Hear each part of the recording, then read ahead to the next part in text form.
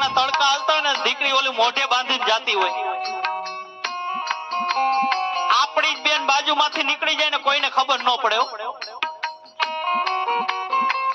ખાલી પાકિસ્તાનમાં જ આતંકવાદી નથી, આપણા ઇન્ડિયામાં ઘણા રખડે. અરે મોઢે બાંધીને 8 વાગે ચોપાટી જઈને બેઠી હોય, ત્યાં કોને ખબર કોણ રાહ જોતું હોય. ઈ બેન ને મેં પૂછ્યું કે બેન આ તું મોઢે શું કામ બાંધ?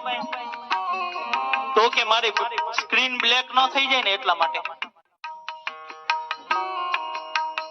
પણ માતાઓ મેં એનું મોઢું જોયું તો અમાસની કાળી રાત જેવું હતું. રાતે આપણી હમી મળી તો આપણે ભટકાઈ જાય. તો કે મારી સ્ક્રીન બ્લેક ન થઈ જાય એટલા માટે. તો મેં કીધું બેન ચામડા ગમે એટલા ધોળા હશે પણ તારા દિલમાં તારી જિંદગીમાં કઈક કાળો કલંક રૂપી દાગ લાગી ગયો છે ને તો આ સમાજ સ્વીકાર નહીં કરે. બાકી તું કાળી આઈશ પણ ગુણવાળી આઈશ ને તો આ સમાજ સ્વીકાર કરી લે બાપ. આજે